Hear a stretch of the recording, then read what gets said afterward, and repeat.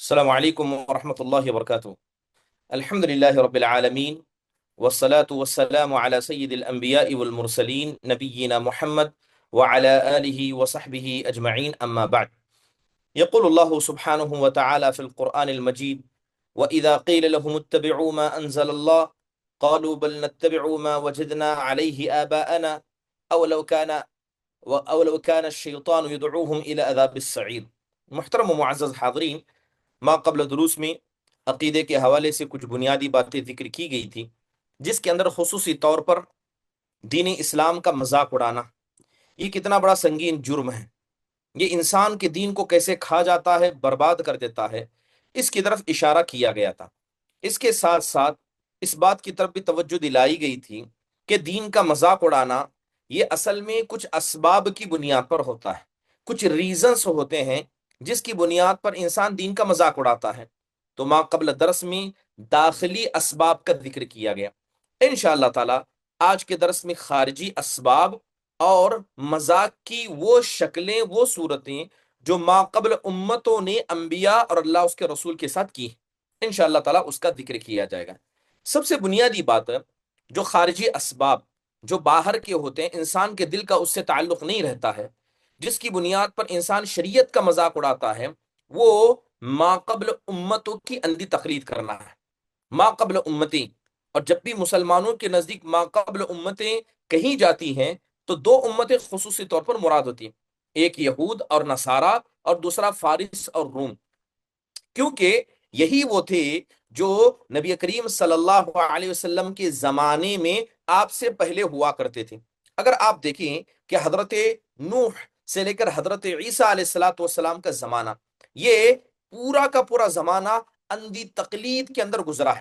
حضرت نوح علیہ الصلوۃ والسلام کے بعد سے لے کر حضرت عیسیٰ کا زمانہ، یہاں پر لوگ اپنے باپ داداؤں کی، اپنے خاندان والوں کی اندھی تقلید کرتے تھے۔ اسی لیے جگہ جگہ اللہ تعالیٰ نے ان کو کہا لا یہتدون لا یعقلون، یہ لوگ ہدایت نہیں پاتے، یہ لوگ عقل نہیں رکھتے ہیں۔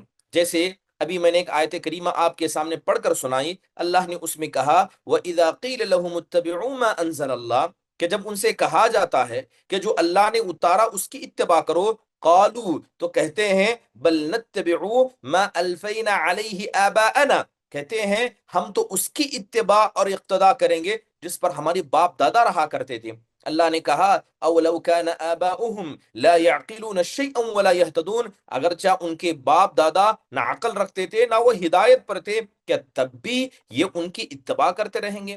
امام سعدی رحمہ اللہ نے کہا کہ یہ مشرکین کا حال تھا کہ جب اللہ نے انہیں اللہ اور اس کے رسول کی اتباع کرنے کے لیے کہا تو انہوں نے اپنے باپ دادا کی اندھی تقلید کو ایمان سمجھا، اپنے باپ دادا کی اندھی تقلید کو انبیاء کے ساتھ تعامل کا بہتر ذریعہ سمجھا، جبکہ وہ ان کے باپ دادا کھلی گمراہی میں تھے۔ اللہ تبارک و تعالیٰ نے اس کا جا بجا قرآن میں ذکر کیا ہے، بلکہ جو دلیل یہ دیتے تھے کہ ہم نے ہمارے باپ دادا کو دیکھا، تو اللہ تعالیٰ نے ان کے اس حجت کو، ان کے اس دلیل کو خارج کیا، اور اللہ نے صاف کہا کہ نہ تمہارے باپ داداؤں کے پاس ہدایت تھی، نہ وہ حق پر تھے، بلکہ وہ تو شیطان کی اتباع کرتے تھے، اور شیطان نے انہیں گمراہ کر کے رکھ دیا تھا۔ بلکہ حضرت ابن عباس کہتے ہیں کہ ان کی گمراہی ایسے تھی، خصوصی طور پر بنی اسرائیل کی، جیسے کہ رات کی تاریکی میں انسان چلنے لگ جائے، آگے کیا ہے، پیچھے کیا ہے، دائیں بائیں کیا ہے، اسے کچھ نہیں پتا چلتا، بس وہ چلتا رہتا ہے۔ اسی طرح ان کا حال باپ داداؤں کی تقلید کے مسئلے میں تھا، نہ ان کے پاس علم تھا کہ اس کا نتیجہ کیا ہے، اس کے نقصانات کیا ہے، کچھ نہیں تھا، مگر یہ اپنے باپ داداؤں کی تقلید پر کرتے تھے، یہاں تک کہ اسی بنیاد پر اللہ سبحانہ و تعالیٰ نے انہیں عذاب سے دوچار کیا۔ محترم حاضرین، اس امت کا مسئلہ یہ ہے کہ یہ امت بھی اپنے سے ما قبل امتوں کی اتباع کرے گی، ان کے نقش قدم پر چلے گی، اور دین اسلام کا مذاق، چاہے وہ اللہ کا ہو، اس کے رسول کا ہو، شریعت کے احکام کا ہو، وہ سارے کام یہ امت کرے گی جو ما قبل امتوں نے کیا۔ اس لیے حدیث میں آپ نے کہا لا تأخذن كما اخذت الامم من قبلكم ذراعا بذراع وشبرا بشبر وباعا بباع حتى لو ان احدا من اولئك دخل جحر رب لدخلتموه۔ اللہ کے نبی نے کہا کہ تم اپنے سے ما قبل امتوں کی اتباع کرو گے، बालिश्त बर बालिश्त, शिब्रन बिशिब्र, एक उंगली के बराबर बराबर इत्तबा करोगे। यहां तक कि अगर मा कबल उम्मतों में कोई आदमी किसी गोह के बिल में दाखिल हुआ होगा तो तुम भी उसी तरह करोगे। पूछा गया, अल्लाह के रसूल सल्लल्लाहु अलैहि वसल्लम, मा कबल उम्मतों से कौन मुराद हैं? तो आप अलैहिस्सलातु वस्सलाम ने कहा कि फारिस हैं, रूम हैं और अहले किताब। यही चार हैं जिनका जिक्र मा कबल उम्मतों में कहा जाता है। मोहतरम हाजरीन, दौरे हाजिर के अंदर बहुत सारे लोग मा कबल उम्मतों की तरह मजाक उड़ाते हैं। जिस तरह उन्होंने रसूल के साथ ठट्टा किया, दीन हक का मजाक उड़ाया, बिल्कुल हू बहू वही तरीका अपनाया जाता है। और हकीकत में ये मा कबल गुमराह उम्मतों की इत्तिबा है, अंधी तकलीद है। जैसे कि खुद कुफ्फार मक्का ने दावत का मजाक उड़ाया। अल्लाह ताला ने इनके बारे में कहा, वलक़द उस्तुहज़िया बिरुसुल वलक़द उस्तुहज़िया बिरुसुलिम मिन क़ब्लिका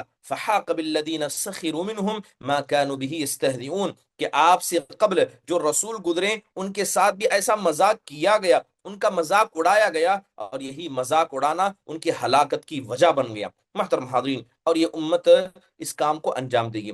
दूसरी बात यह है कि इंसान दीन का मजाक क्यों उड़ाता है, उसके खारिजी असबाब में दूसरा सबब यह है कि जब किसी आदमी का अकीदा खराब हो जाए, अल्लाह की मारिफत कमजोर हो जाए, नबी से मोहब्बत कम हो जाए, शरीयत के हवाले से उसके दिल में अजमत कम हो जाए, दुनिया परस्ती दिल में बैठ जाए, माल की लालच बैठ जाए, शोहरत की लालच बैठ जाए, मर्द हैं तो औरतों की मोहब्बत, औरतें हैं तो मर्दों की मोहब्बत, शहवतें दिल में जगह ले लें, दुनिया परस्ती, ख्वाहिश परस्ती, जाहिर परस्ती, ये अगर ये दुनिया की सारी चीजें इंसान के दिल में बैठ जाएं और उसका अकीदा कमजोर हो, जाहिरी बात है कि ऐसा आदमी दीन इस्लाम का मजाक उड़ाएगा, और वो इसमें आगे पीछे नहीं सोचेगा, क्योंकि ईमान ही है जो अल्लाह की अजमत को, उसकी मोहब्बत को, रसूल की अजमत को, उसकी मोहब्बत को, शरीयत इस्लामिया के अहकाम की अजमत को और उसकी मोहब्बत को दिल में जिंदा रखता है। जब वो अकीदा ही कमजोर हो जाएगा तो जाहिरी बात है आप मा कबल उम्मतों की इत्तिबा करके, ला इलाहा इल्लल्लाह के तकाजों को ना अदा करके वही सारे काम इंसान करेगा जो काम क्या है, अल्लाह सुब्हानहू व तआला को नहीं पसंद है। इसीलिए आज आपने लोगों को देखा होगा जिनके पास थोड़ा सा दौलत आ जाता है, थोड़े से मशहूर हो जाते हैं, वो दीन के मसले में या दीन के मसाइल को हकीर समझने लगते हैं। इसकी एक जिंदा मिसाल मैं आपको बताऊं कि माजी करीब में एक प्रोग्राम चल रहा था जहां मैं भी हाजिर था। तो वहां पर उम्मत मुस्लिमा क्यों परेशान है, उम्मत मुस्लिमा क्यों परेशान है, उम्मत मुस्लिमा के परेशानी का हल क्या है, इस तरह के मौजू पर गुफ्तगू चल रही है। अल्हम्दुलिल्लाह वहां बड़े दो दकातरा भी मौजूद थे। उन्होंने सबसे पहले उम्मत की परेशानी का हल बताते हुए कहा कि इस उम्मत का अकीदा कमजोर है, इनकी इबादतें कमजोर हैं, इनसे इनका ताल्लुक अल्लाह से बड़ा कमजोर है। लिहाजा ये अगर अल्लाह के हकीकी बंदे बन जाएं, अपनी इबादतों को मजबूत करने वाले बन जाएं, तो अल्लाह ताला इनको वैसे ही तरक्की देगा जिस तरह सहाबा को दिया। तो जाहिरी बात थी ये दीनी हल था। लेकिन बाद में आने वाले एक स्पीकर ने कहा कि अभी मौलाना ने जो बातें कही वो प्रैक्टिकल नहीं है, प्रैक्टिकल बातें मैं आपको बताता हूं। कहने लगा कि हमको सबसे पहले दुनियावी एजुकेशन पढ़ना पड़ेगा, फिर उस साहब ने कहा कि इसके साथ साथ हमें सियासत में आना पड़ेगा, फिर कहा कि हमको माली तौर पर मजबूत होना होगा। अब आप तसव्वुर करें कि एक आलिम दीन ने दीन का हल बताया और ये उसे कहते हैं कि ये प्रैक्टिकल चीज नहीं है। और प्रैक्टिकल चीज उनके नजदीक क्या है कि दुनियावी एजुकेशन पढ़ा जाए, दुनिया की सियासत में उतरा जाए, दुनिया का माल कमाया जाए। यानी इंसान की जहालत इस हद तक पहुंची है, वो दीन का मजाक खुलकर उलमा के सामने स्टेज पर उड़ा रहा है कि वो दुनिया के असबाब को नजात का जरिया समझ रहा है, और वो असबाब जो कामयाबी के अल्लाह ने कुरान में बताया, हदीस में बताए, जिनको लेकर सहाबा आगे बढ़े, वो उसे इन प्रैक्टिकल कहता है। ये शरीयत इस्लामिया का मजाक है। और अल्लाह मुआफ फरमाए, ऐसे हजारों हमारे स्टेजों पर ऐसे लोगों को आप देखेंगे जो क्या है, दुनियावी नतीजे बताते हैं, हमको ये करना चाहिए, हमको वो करना चाहिए। ना अकीदे से उनको मतलब है, ना अल्लाह का बंदा बनने से मतलब है। वो खुद नमाजें नहीं पढ़ते हैं, उनकी घर की औरतें पर्दा नहीं करती हैं, दीन को अपने घर में नाफिज नहीं कर पाए, लेकिन सारी उम्मत के लिए वो एक मोटिवेशनल स्पीकर बन जाते हैं, सारी उम्मत को नसीहत करने वाले बन जाते हैं। जिनका घर ना इस्लामी बना, ना खानदान से शिर्क दूर हुआ, ये लोग आकर मुसलमानों को नसीहत करते हैं और आगे बढ़ने के दुनियावी असबाब बताते हैं। मादरत के साथ हकीकत में ये शरीयत का मजाक है कि शरीयत ने जो हल बताया, अल्लाह ने जो हल बताया, ترقی کا، ذلت سے بچنے کا، آپ اسے ان پریکٹیکل کہیں۔ یہی تو شریعت اسلامیہ کا مذاق ہے۔ اور یہ ایسا آدمی کون کرے گا؟ جس کا عقیدہ کمزور ہوگا، جس کی عبادت کمزور ہوگی، جس کی تعلیم علماء نہیں بلکہ جس کی تعلیم کا ذریعہ یہ دنیاوی سٹیج، اور اسی طرح شیخ گوگل کہیں یا شیخ چاٹ جی پی ٹی ہوں گے، لوگ ایسی ہی باتیں کرتے رہیں گے۔ اور آپ نے ایسی ہزاروں باتوں کو سنا ہوگا، اللہ نے ہمیں کیوں پیدا کیا؟ وما خلقت الجن والانس الا ليعبدون، ہم نے تمہیں عبادت کے لیے پیدا کیا۔ اللہ کے بندے بن جاؤ، اللہ تعالیٰ تمہارا بن جائے گا، اللہ تمہاری مصیبتوں میں سہارا بن جائے گا۔ یہ ہمارا ایمان ہے۔ دنیا کے اسباب ہو نہ ہو، دنیاوی تعلیم پڑھے نہ پڑھے، دنیا کی سیاست میں ہم جائیں نہ جائیں، اور اگر دنیاوی ایجوکیشن میں آگے نہ بھی ہوں، سائنس میں آگے میں نہ ہو، سب چھٹ جائے لیکن اللہ پر ایمان مضبوط ہو جائے، یہ اکیلا ایک ایسا حل ہے جس کا ذکر اللہ نے قرآن میں کیا ہے، جس کو لے کر صحابہ کرام آگے بڑھے تھے۔ محترم حاضرین، آپ دیکھیں کہ یہ جو فکر ہے یہ حقیقت میں جماعت اسلامی اخوانی لوگوں کی فکر ہے کہ دنیاوی اسباب لے کر ہم کو آگے بڑھنا چاہیے۔ اس کے علاوہ صوفیوں کی فکر کیا ہے؟ دوسری صدی ہجری میں آپ نے دیکھا ہوگا کہ بہت سارے صوفی یہ نمودار ہیں، ان لوگوں نے اپنے آپ کو نیک ایسے ثابت کیا کہ دنیا سے آزاد ہو گئے۔ ایک طرف تو دنیا کے حل لے کر کچھ لوگ چلتے ہیں، دوسری طرف صوفی فکر ہے جو بالکل دنیا سے کٹ جاتی ہے۔ کہا دنیا سے ہمیں کیا مطلب، ہمیں اللہ کی عبادت کرنا ہے اور شریعت کو آگے لے جانا ہے۔ لہذا انہوں نے بیوی بچوں کو چھوڑا، انہوں نے معاشرے کو ترک کیا، اور جا کر اللہ کے ذکر میں آرام سے دور ہو کر ہو کے نعرے لگانے گئے۔ جس طرح کہ آج صوفیہ کا حال ہے، نمازیں پڑھنا نہیں معلوم ہے، اللہ کی عبادت کرنا نہیں معلوم ہے۔ ابھی ماضی قریب میں آپ نے میلاد النبی نام کی ایک عید کو مناتے دیکھا، سبحان اللہ، کیسا مذاق شریعت کا اڑایا گیا، گانے بجانے کیے گئے، اور حد تو یہ ہوئی کہ شیطان نما شکل بنا کر انسان آتا ہے، مکہ مدینہ کے سٹیچو بنائے جاتے ہیں، کبھی ٹریکٹر پر ٹرک پر لادا جاتا ہے، اسے یہاں وہاں گرا دیا جاتا ہے۔ بلکہ اللہ معاف فرمائے، ایسے ایسے منظر دیکھے گئے کہ ایک بڑا بورڈ لگایا گیا ہے جہاں پر صاف لکھا ہے لا الہ الا اللہ محمد الرسول اللہ۔ جیسے ہی میلاد النبی جو عید مناتے ختم ہوئی، وہ بورڈ نیچے بیٹھ گیا، نیچے کلمہ ہے اور اس کے اوپر خنزیر اپنے بچوں کو لے کر بیٹھے ہوئے۔ یہ حال ہے جو لوگ دین کو کیا ہے بس ایک دن منا کر سمجھتے ہیں کہ ہم اللہ والے ہو گئے، ہم اولیاء ہو گئے، اور جو لوگ یہ نہیں کرتے وہ گستاخی اولیاء ہو گئے، وہ گستاخی رسول صلی اللہ علیہ وسلم ہو گئے۔ اللہ تعالیٰ ایسے لوگوں کو ہدایت دے۔ حقیقت میں دین کا مذاق ان لوگوں نے اڑایا۔ بہرحال یہ جو صوفی ازم ہے، یہ صوفیوں کا جو طریقہ ہے کہ انسان عبادت کرے، ایک دن ایسی عبادت کرے کہ ساری دنیا کو پیچھے چھوڑ جائے، حقیقت میں یہ کامیابی نہیں بلکہ یہ ناکمرانی ہے، اور انسان کو ذلت و رسوائی کی گڑگھڑی تک انسان کو لے جا سکتی ہے۔ محترم حاضرین، نہ ہم کو ایسا بننا ہے کہ صرف دنیاوی اسباب اختیار کرنا ہے، نہ ہم کو اتنی امید لگانی ہے کہ امید میں آپ اتنا جئیں کہ آپ کو اللہ کا ڈر ختم ہو جائے، ارجائی فکر آپ کے اندر پیدا ہو، نہ آپ کو اتنا ڈرنا ہے کہ اللہ سے امید ختم ہو جائے، خوارجی فکر آپ کے اندر آ جائے۔ لہذا انسان کو معتدل بن کر رہنا چاہیے، اور وہ معتدل کب ہوگا؟ جب اس کے عقیدے کی اصلاح ہوگی، جب اس کا ایمان مضبوط ہوگا، جب وہ علماء کی صحبت میں رہے گا، اور اسی طرح اپنی مسجدوں سے، اپنی جماعت و جمعیت سے جڑ کر رہے گا۔ اس لیے کہ بھیڑیا اکثر انہی بکریوں پر حملہ کرتا ہے جو بکریاں اپنے ریوڑ سے جدا ہو جاتی ہیں۔ بنیادی طور پر دین اسلام کا مذاق اڑانے میں ایک اہم وجہ کیا ہے؟ اندھی تقلید کے ساتھ ساتھ جہالت بھی ہے۔ محترم حاضرین، اس کے علاوہ دور حاضر کے اندر ایک بڑا مسئلہ یہ بھی آیا ہے کہ ایک بڑے علماء کی جماعت ہے، علماء کی ایک بڑی جماعت ہے، ان کی رائے ایسی بن گئی ہے جیسے کہ رائے جماعت تبلیغ کی ہے۔ تبلیغی جماعت کے لوگوں کو آپ دیکھیں، وہ بھلائی کا حکم دیں گے لیکن برائی سے روکیں گے نہیں، برائی سے روکیں گے نہیں۔ شرک کو شرک نہ کہو، بدعت کو بدعت نہ کرو، برے کو برا نہ کہو، بلکہ سب کو اچھا کہو، میٹھی زبان بن جاؤ۔ دعوت کا یہ طریقہ ہے، اور اللہ معاف فرمائے بہت سارے علماء نے اس طریقے کو اپنایا، لہذا وہ بدعت کو بدعت نہیں بولتے ہیں، شرک کو شرک نہیں بولتے ہیں، وہ سمجھتے ہیں کہ الامر بالمعروف ہی دین ہے، النہی عن المنکر دین نہیں ہے۔ سبحان اللہ، علماء اکرام نے، وہ علماء اکرام جنہوں نے صحابہ سے علم سیکھا، تابعی بنے، تبع تابعی بنے، اس کے بعد جو علماء ہیں انہوں نے ہمیشہ رد کا طریقہ اپنایا. یہ مشرکوں کا رد کرتے تھے، بدعتیوں کا رد کرتے تھے، جو بھی غلط کرتا اس کا رد کرتے تھے. تو ضروری ہے کہ علماء اکرام بدعت کے خلاف ڈٹ کر کھڑے ہو جائیں. بلکہ علامہ ابن قیم رحم اللہ نے کتنی پیاری بات کہی کہ بدعت سے نفرت انسان کو ہونی چاہیے. جس طرح کفر اور شرک سے انسان نفرت کرے، بدعت سے بھی نفرت کرے. بلکہ پوچھا گیا کہ علامہ ابن قیم رحم اللہ نے کتنی پیاری بات کہی بدعتیوں کے بارے میں اور اہل السنہ والجماعہ کے بارے میں. کہتے ہیں کہ مان لو ایک بدعتی قبر میں چلا گیا، ایک اہل السنہ والجماعہ کا آدمی قبر میں چلا گیا، اور اہل السنہ والجماعہ کا آدمی کیا ہے؟ یہ گنہگار ہے، اور بدعتی بڑا نیک ہے. کہتے ہیں کہ اگر بدعتی کو اس کی نیکیاں اللہ کے قریب کریں گی تو اس کی بدعت اسے اللہ سے دور کر دے گی. پھر کہتے ہیں کہ ایک آدمی جو سلفی ہے، اہل السنہ والجماعہ کو مانتا ہے، اگر اس کے گناہ اسے اللہ سے دور کریں گے لیکن اس کا اتباع سنت اسے اللہ سے قریب کر دے گا. پھر کہتے ہیں کہ بدعتیوں کی قبریں، بدعتی جو بالکل اللہ کے عبادت گزار ہیں،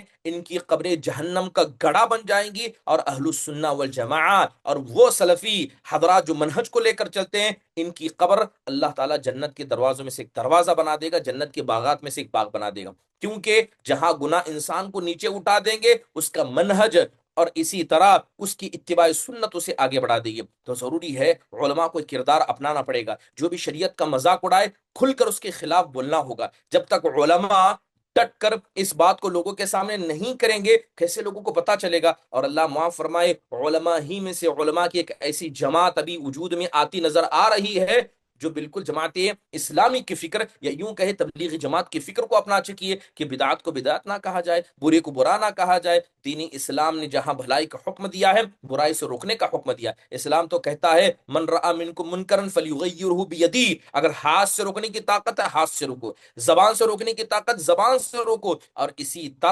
اسی طرح اگر ان دونوں کی طاقت نے دل میں برا جانو، یہ ایمان کا سب سے کمتر حصہ ہے. لہذا علماء کو یہ بار سنبھالنا ہوگا. جو لوگ دین کا مذاق اڑاتے ہیں کھل کر ان کے خلاف بولنا ہوگا. اگر علماء نہیں بولیں گے تو عوام الناس کو کیسے پتا چلے گا کہ خیر کیا ہے، شر کیا ہے؟ لہذا ایسے علماء جو دور حاضر کے اندر موجود ہیں، جو بدعتیوں کا رد کرتے ہیں، لوگ ان کو متشدد کہتے ہیں کہ علماء متشدد ہیں. یاد رکھیے، جو آدمی متساہل ہے وہ حق پسند لوگوں کو متشدد سمجھے گا، اور جو آدمی حقیقت میں متشدد ہے وہ حق بولنے والے علماء کو متساہل سمجھے گا. یاد رکھیے، حق اور باطل کا معیار کتاب و سنت طے کرتی ہے، نہ میرے جذبات طے کرتے ہیں، نہ آپ کے جذبات طے کرتے ہیں. محترم حاضرین، یہ خارجی اسباب میں سے ایک اہم سبب تھا. اس کے علاوہ جو خارجی اسباب اللہ، اس کے رسول اور دین اسلام کا مذاق اڑانے میں بنتے ہیں، وہ بنیادی طور پر جہالت بھی ہے، جس کا ذکر اس سے ماقبل درس میں آپ کے سامنے کیا گیا تھا. چلیے ابھی ذکر کرتے ہیں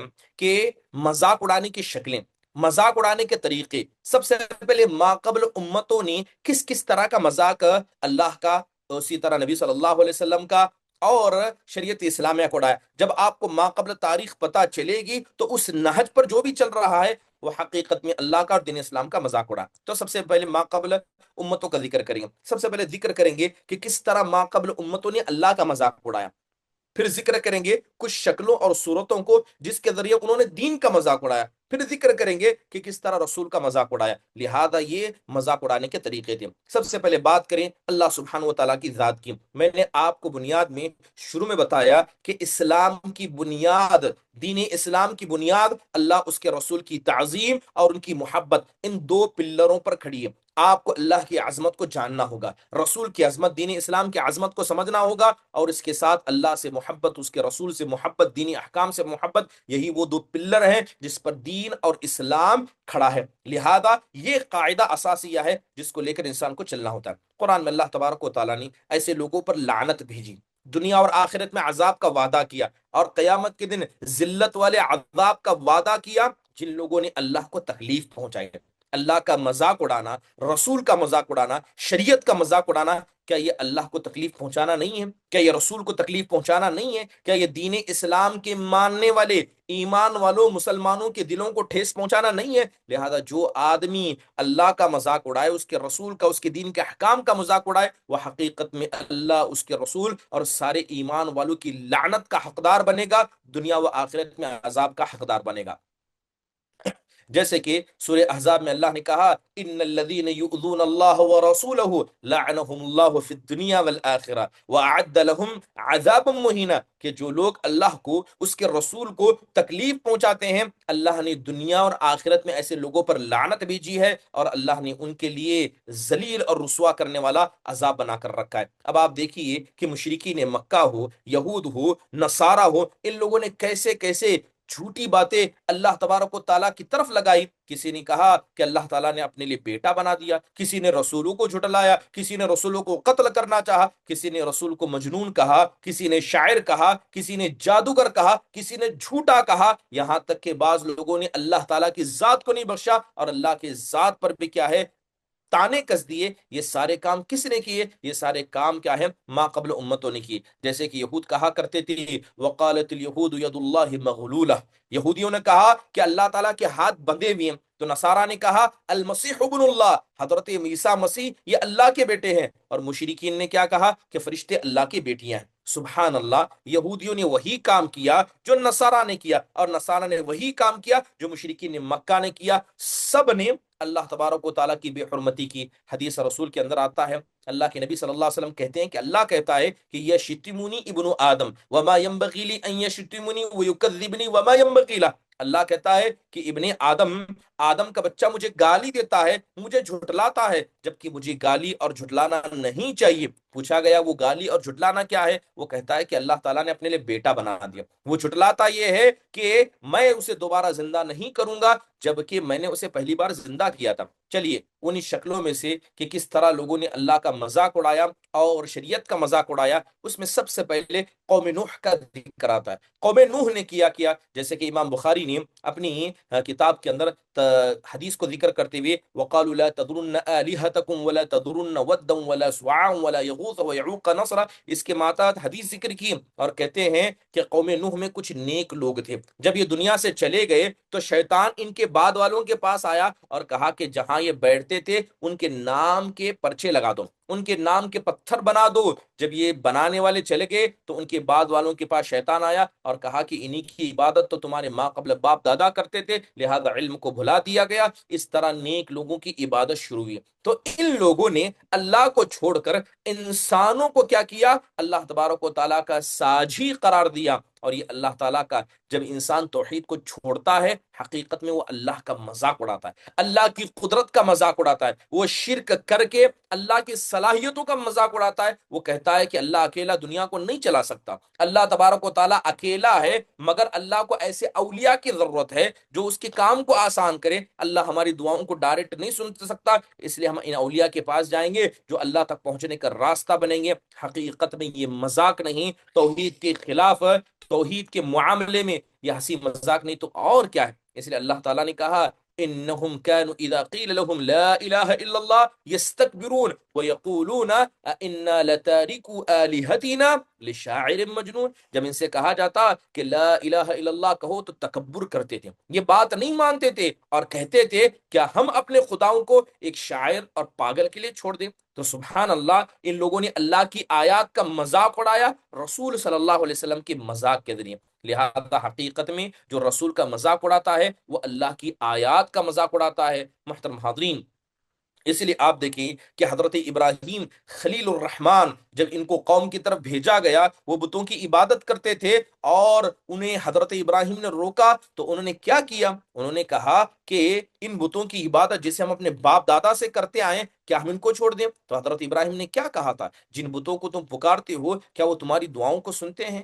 ہاں، کیا وہ تمہیں نفع دیتے ہیں؟ کیا وہ تمہیں نقصان دیتے ہیں؟ ان کا جواب کیا تھا؟ قالوا بل وجدنا آباءنا كذلك يفعلون، یہی جواب تھا کہ ایسا کرتے ہوئے ہم نے باپ دادوں کو دیکھا تھا، ہم یہی کر رہے ہیں۔ لہذا ان لوگوں نے بھی اللہ سبحانہ و تعالیٰ کا مذاق اڑایا، اللہ سبحانہ و تعالیٰ کا مذاق اڑایا، اور مذاق اڑانے کی شکل یہ تھی یہاں تک کہ حضرت ابراہیم علیہ الصلوۃ والسلام جو نبی ہیں، رسول ہیں، ان کو جلانے کی کوشش کی گئی۔ اللہ تبارک و تعالیٰ نے آگ کو حکم دیا اور اللہ تبارک و تعالیٰ کے حکم سے وہ آگ ہلکی ہو گئی، بعد میں جا کر بچڑے کو معبود بنا لیا گیا۔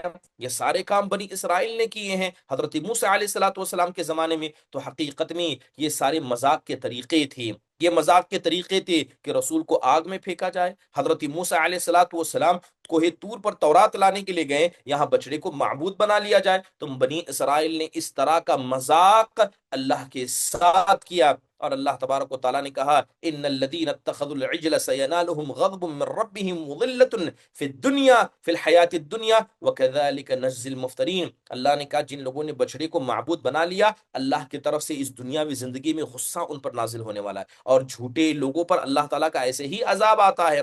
مذاق کا طریقہ کیا تھا؟ اللہ تعالیٰ کا مذاق اڑانے کا طریقہ، یہودیوں نے اللہ کے بارے میں کہا، کیا کہا؟ کہ اللہ فقیر ہے، نعوذ باللہ، اللہ فقیر ہے، ہم مالدار ہیں، لہذا تم اپنے رب سے کہو کہ ہم سے چاہے تو وہ قرض لے لے۔ اللہ تبارک و تعالیٰ قرآن میں کہتا ہے لقد سمع اللہ قول الذین قالوا ان اللہ فقیر ونحن اغنیاء سنکتب ما قالوا وقتلهم الانبیاء بغیر حق ونقول ذوقوا عذاب الحریق۔ اللہ تعالیٰ نے تحقیق کے اللہ تعالیٰ نے ان لوگوں کی بات کو سنا جنہوں نے کہا کہ اللہ فقیر ہے اور ہم مالدار ہیں، یہ جو کچھ کہتے ہیں اللہ تبارک و تعالیٰ ان کی باتوں کو سن رہا ہے، ہمارے فرشتے لکھ رہے ہیں۔ اور یہ قصہ کیوں ہوا؟ ایک شخص تھا جس کا نام فنحاس تھا۔ فنحاس، حضرت ابوبکر صدیق رضی اللہ عنہ گزرے تو فنحاس اپنے ساتھیوں کو لے کر ان نصیحت کر رہا تھا، تو حضرت ابو بکر نے اس سے کہا اتق اللہ واسلم، کہا ہے فنحاس تو اللہ سے ڈر، مسلمان ہو جا، تو اللہ سے ڈر، مسلمان ہو جا، کیونکہ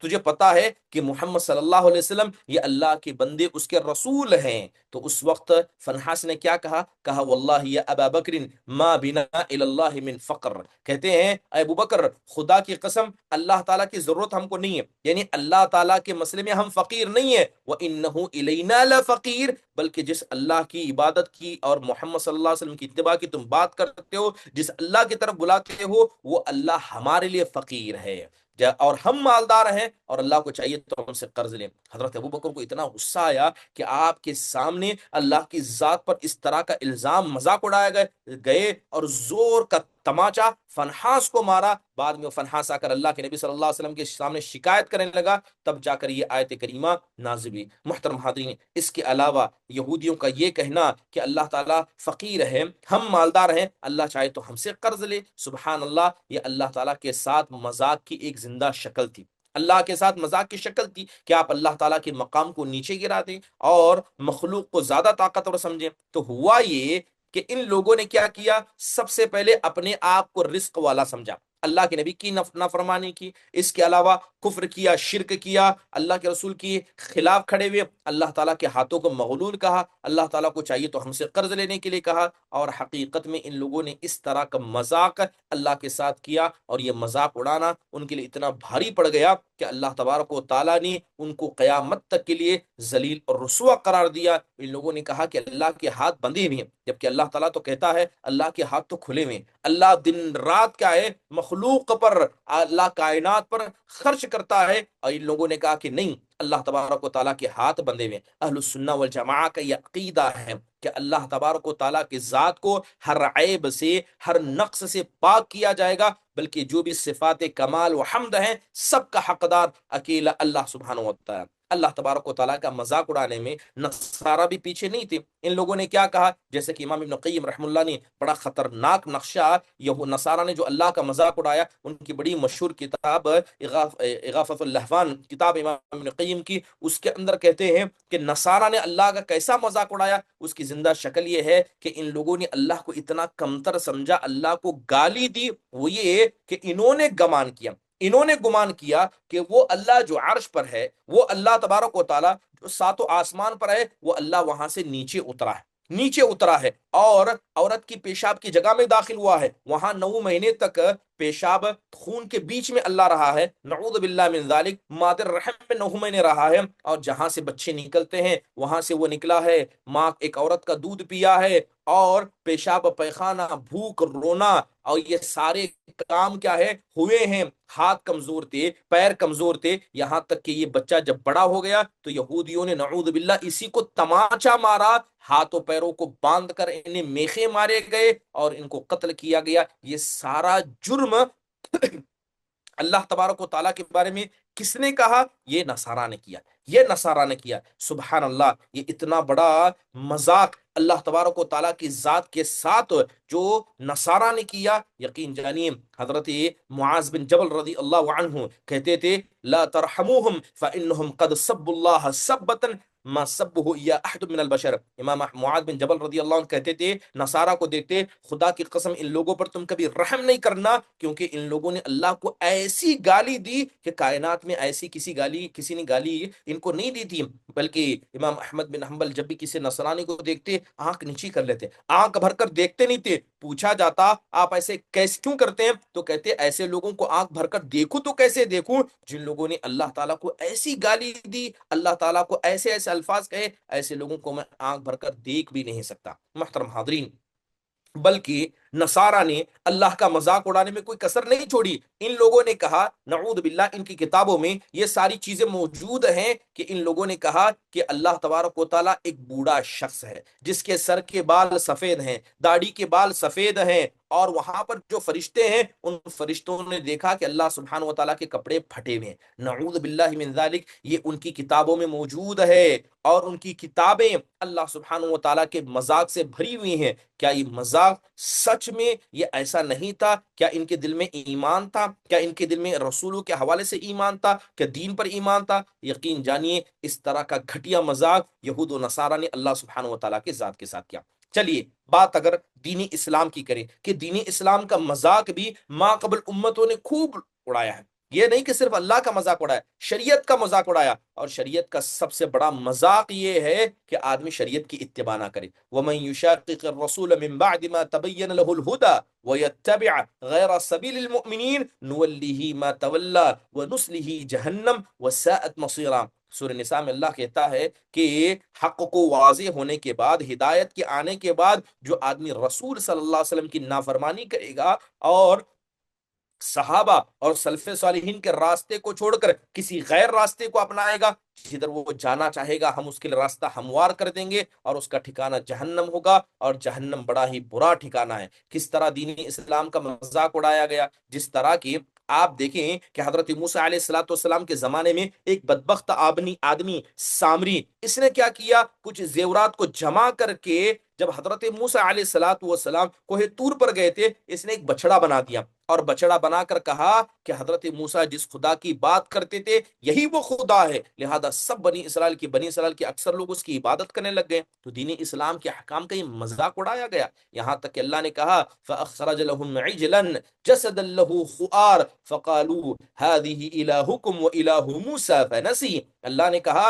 کہ جب ان لوگوں نے بچڑے کو بنا دیا جس کا ایک جسم تھا جس سے ڈکار کی آواز نکلتی تھی، لوگوں نے کہا یہی وہ تو تمہارا خدا ہے، اور حضرت موسیٰ کا خدا ہے، اور دین اسلام کی ساری تعلیمات کو بھلا دیا گیا۔ تو دین اسلام کی تعلیمات کو بھلانا یقیناً یہ دین اسلام کا مذاق اڑانا ہے، اور یہ کام کس نے کیا؟ یہ کام کس نے؟ نصارہ نے کیا۔ قوم شعیب نے کیا کیا؟ قوم شعیب نے نماز کا مذاق اڑایا، زکوٰۃ کا مذاق اڑایا۔ حضرت شعیب علیہ السلام جب نماز زکوٰۃ کا حکم دیتے تو وہ کہتے قالوا یا شعیب اصلاتک تأمرك أن نترك ما يعبد آباؤنا أو أن نفعل في أموالنا ما نشاء إنك لأنت الحليم الرشيد۔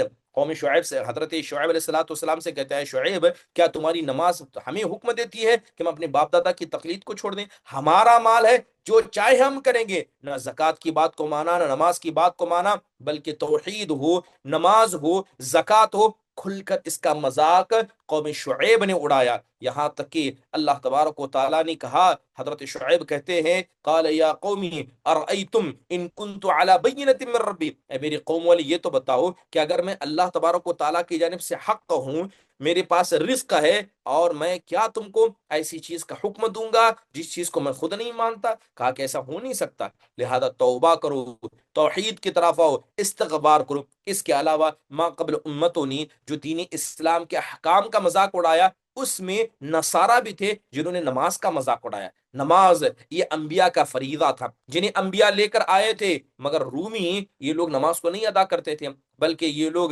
پیشاب و پیخانے سے پاک نہیں رہتے تھے۔ آپ جائیں اور ان کے یہاں دیکھیں کہ جھوٹ بولنا، فسق و فجور کرنا، غیبت کرنا، گالی گلوچ کرنا، شراب کا بیچنا، خنزیر کو کھانا، کتنے ایسے کام تھے یہ سب کرتے تھے۔ یہ گناہ کرنے کے ساتھ ساتھ نماز کو ان لوگوں نے ختم کر دیا تھا، بلکہ نماز کے وقت میں یہ پیشاب و پیخانے مسجدوں میں آ کر کیا کرتے تھے۔ نصارہ کا یہ معمول تھا کہ یہ بڑے گندے تھے، غسل جنابت سے پاک نہ ہونا، حمل ہونے کے بعد حمل کی گندگی کے ساتھ رہنا، حیض و نفاس کی حالت میں اسی گندگی کے ساتھ رہنا، اور عبادتوں کو کلی طور پر چھوڑ دینا۔ یہ یہود و خاص کر خصوصی طور پر یہ نصارہ کے گناہوں میں سے ایک بڑا گناہ تھا جسے وہ کیا کرتے تھے۔ اس کے علاوہ ان لوگوں نے بہت ساری عبادتوں کا مذاق اڑایا، جس طرح کہ کفار مکہ نے قریش مکہ نے کیا ہے مکہ کے اندر مذاق اڑایا تھا۔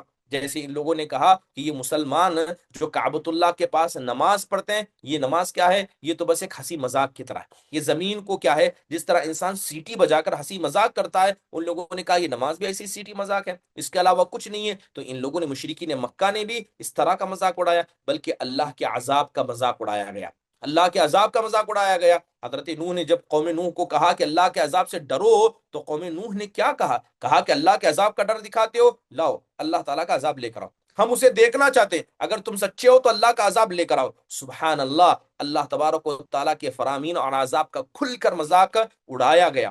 قوم شعیب ہو، قوم صالح ہو، قوم ہود ہو، قوموں کی تاریخ پڑھیں، انہوں نے کھل کر دین اسلام کے احکام کا مذاق اڑایا ہے، اور اللہ تبارک و تعالیٰ نے ایسے سارے لوگوں کو جہنم کے اندر ڈال دیا، اور اللہ تعالیٰ نے دنیا کے اندر ہی ان کے عذاب کو طے کر دیا۔ تو یہ اللہ تعالیٰ کی مذاق اور شریعت اسلامیہ کی مذاق کی کچھ شکلیں تھیں۔ انشاءاللہ تعالیٰ آئندہ آنے والے درس میں انبیاء کے ساتھ کس طرح کا مذاق ما قبل قوموں نے کیا ہے اس کا مختصر سا ذکر کیا جائے گا انشاءاللہ تعالیٰ۔ اس کے اندر یہ بھی بتایا جائے گا کہ انبیاء کا مذاق جو ما قبل امتوں نے اڑایا وہ کس کس طریقے کا تھا، کیا خصوصی طور پر ایک طریقہ تھا یا الگ الگ طریقے اپنائے گئے، یہاں تک کہ خود جناب محمد الرسول اللہ صلی اللہ علیہ وسلم کا مذاق کافروں نے کیسے اڑایا، اور منافقین نے کس طرح مذاق کیا، اور صحابہ کا مذاق بھی کس طرح اڑایا۔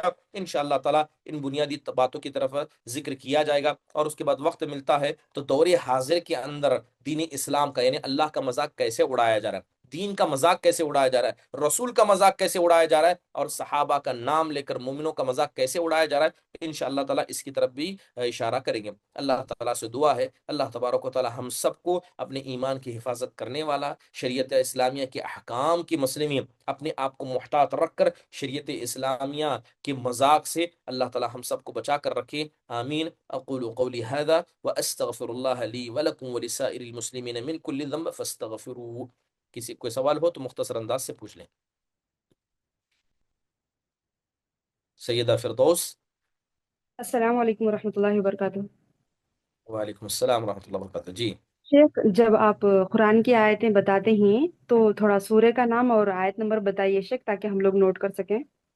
انشاءاللہ تعالیٰ ضرور آئندہ سے میں کوشش کروں گا کہ جو بھی آیتیں مجھے لگتا ہے کہ بولوں، کیونکہ بسا اوقات بغیر سوچے سمجھے ایسی آیتیں بول دیتا ہوں، لیکن انشاءاللہ تعالیٰ آئندہ کوشش کروں گا کہ سورت آیت کا نام ذکر کروں انشاءاللہ۔ جزاک اللہ خیر، جزاک اللہ خیر۔ حیاک اللہ۔ کیونکہ میں حافظ قرآن نہیں ہوں تو بہت ساری آیتیں بولتے بولتے نکل جاتی ہیں، ویسے بھی الحمدللہ ایک بڑا مسئلہ نہیں ہے جہاں تک میں سمجھتا ہوں آیتوں کو تلاش کرنا، لیکن ٹھیک ہے انشاءاللہ تعالیٰ پوری کوشش کریں آئندہ سے۔ ناز پروین۔ السلام علیکم ورحمۃ اللہ وبرکاتہ۔ وعلیکم السلام ورحمۃ اللہ وبرکاتہ، جی۔ سے الحمدللہ سیشن کافی بہترین تھا، اور اس سے متعلق سوال میرے یہ ہیں کہ جتنے بھی آپ نے بتایا الحمدللہ ہم لوگ کے ذہن میں آ جائے، رب العالمین اس پہ چلنے کی توفیق دے ہمارے گھر والوں کے تمام مومنات کو۔ لیکن شیخ میرا سوال یہ ہے کہ میرے شوہر قبر پرستی یہ سب کرنا، سجدہ کرنا، یہ سب ان کو مطلب نہیں مانتے، لیکن جیسے فیسٹیول ابھی میلاد النبی گیا، محرم جو بھی آتے ہیں اس میں نیاز جو ہوتا ہے تو ان کا کہہ رہا ہے کہ اللہ کی یہ تعریف ہے، ہم تعریف بیان کرتے ہیں۔ تو ہم نے کہا تعریف کیا بیان کرنا ہو، تو اس میں اللہ کا ہی نام لیا جاتا ہے، اللہ کی سورہ وغیرہ پڑھا جاتا ہے۔ تو ہم نے ان سے سوال، کیونکہ ہمارے رشتے ابھی نازک ہیں، تو کیونکہ سال بھر بھی شادی کو نہیں ہوئے، تو میں نے ان سے اتنا ہی کہا کہ اس میں تعریف کیسے بیان ہم کر رہے ہیں، کیا کر رہے ہیں، ان کے لیے جو کچھ بتایا گیا اس کو ہم فالو کر رہے ہیں، تو بول رہے کہ ہاں ہم فالو کر رہے ہیں، اس چیز کو مان رہے ہیں، ان کا ہم वसीला ले रहे हैं। उनके हम जितने पैगंबर हैं उनको वो मानते थे, तो हम लोग भी वही काम कर रहे हैं, तो गलत कैसे हुआ, शिर्क कैसे हुआ, ये बता। देखिए, ऐसे मौके पर हमेशा कोशिश कीजिए, जैसे आपने खुद कहा कि रिश्ते बहुत सारे नाजुक होते हैं। ऐसे में हमेशा जब भी आप किसी को समझाना चाहते हैं, खासकर जब वो आपका इतना करीबी, उनके लिए सबसे पहले दुआ करना। दुआ मोमिन का सबसे बड़ा हथियार है। दूसरा, समझाने में हमेशा कभी भी अटैकिंग पोजीशन में ना जाए, यानी आपने गलत किया, आपने गलत, ये नहीं, ये सही है, ये सही है, ये सही क़ैद है। जैसे कहा जाए कि ईद मिलादुन नबी अच्छी इबादत है, क्या सहाबा ने इसको किया था? क्या सहाबा से किसी ने साबित है? क्या तबी ताबीन ने किसी ने किया था?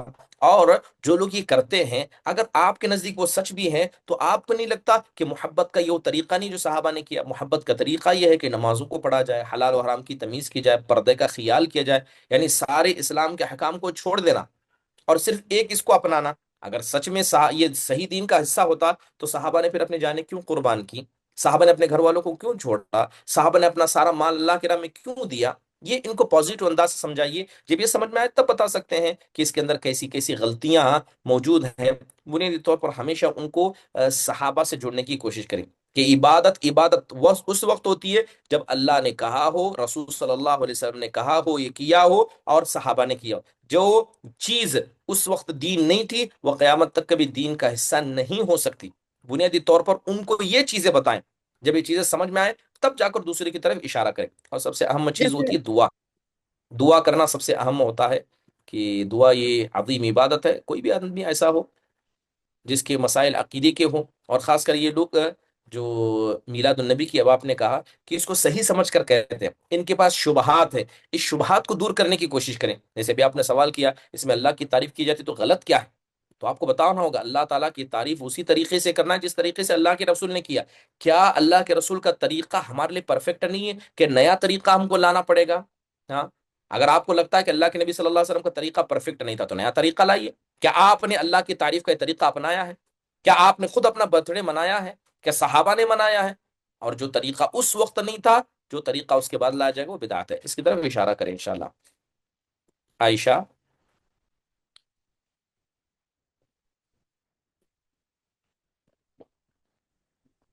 मुझे ये पूछना था कि एहराम की हालत में अगर गलती से हैंड वॉश कर लिए और उसमें थोड़ी खुशबू थी, तो उस पे क्या हुक्म होता है?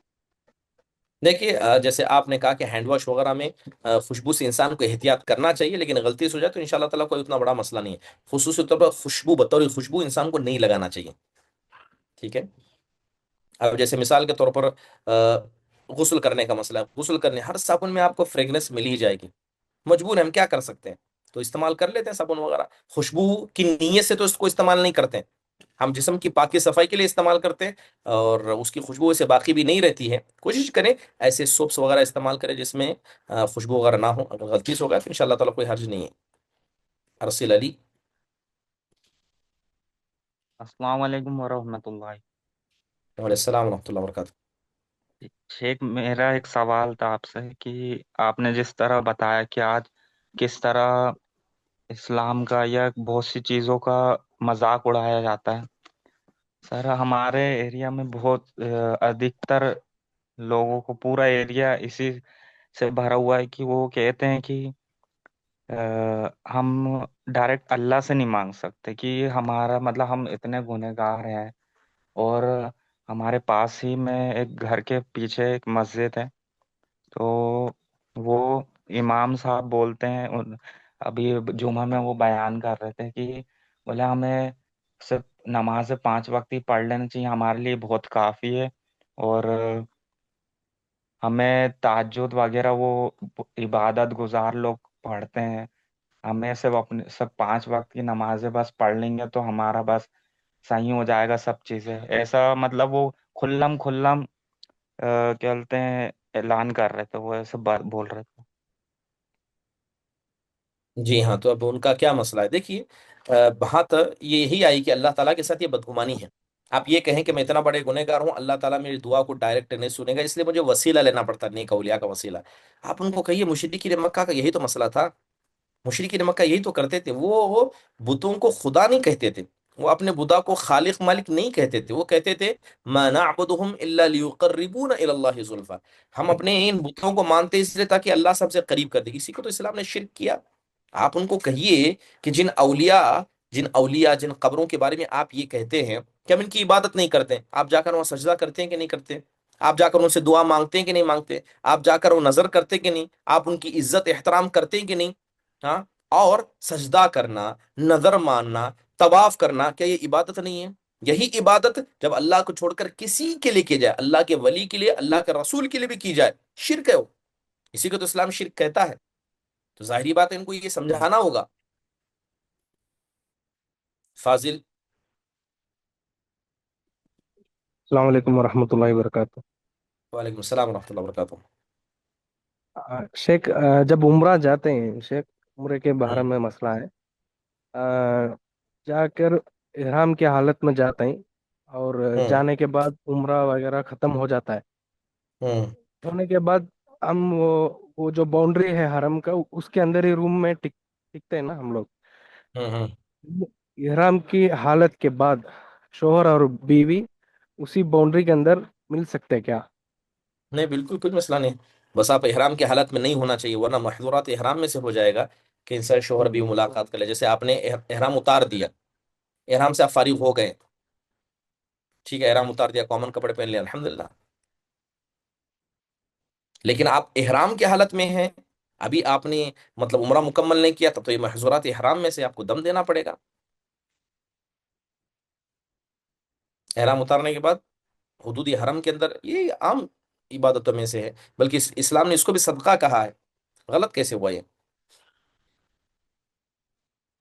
ٹھیک ہے، چلیے، اسی کے ساتھ اس سیکشن کے اختتام کا اعلان کیا جاتا ہے۔ اللہ تبارک و تعالی ہم سب کو صحیح دین پر عمل کرنے والا بنائے، آمین۔ ختم مجلس کی دعا پڑھیے، سبحانک اللہم و بحمدک، اشہد ان لا الہ الا انت، استغفرک و اتوب الیک۔ السلام علیکم ورحمۃ اللہ وبرکاتہ۔